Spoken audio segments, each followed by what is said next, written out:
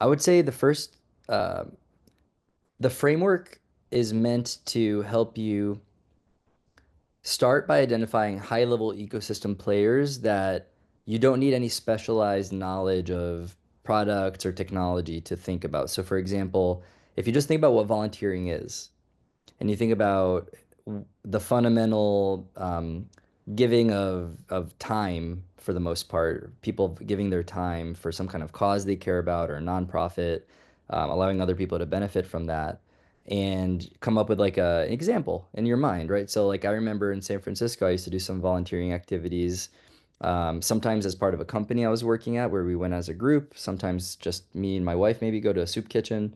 Um, and you have the place that's hosting that activity. You have the people that are in the kitchen working and cleaning dishes.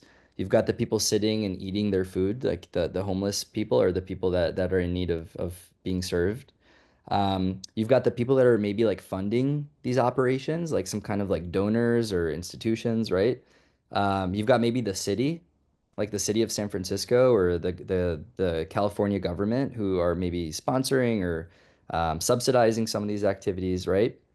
So, and then as I mentioned, maybe you have some companies who facilitate their employees going to volunteer.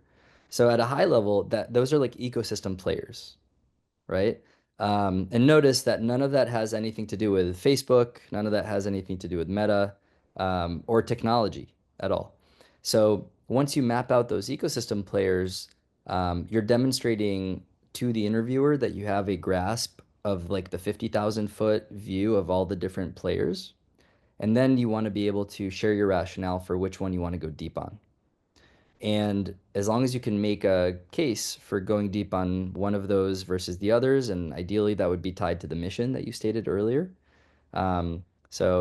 I'm looking at your template that you guys have started to fill out, but it's like something like empowering users to build social goodwill and impact and support underprivileged communities. I'm not going to workshop that mission statement right now, but the basic idea is like if that is the mission statement, which of the ecosystem players um, could you potentially make the biggest impact with towards that mission statement?